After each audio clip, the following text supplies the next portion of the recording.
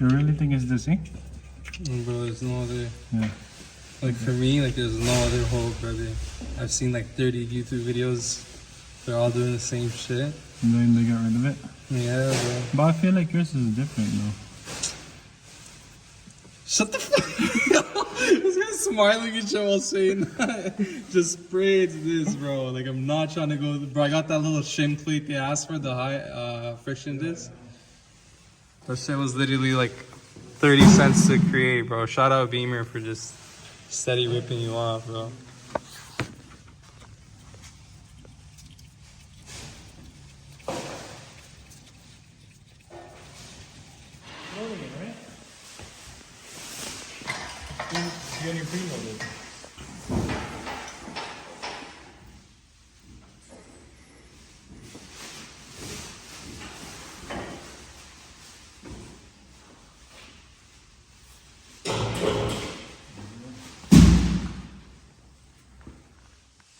Alright, so we just put Antiseize all over here.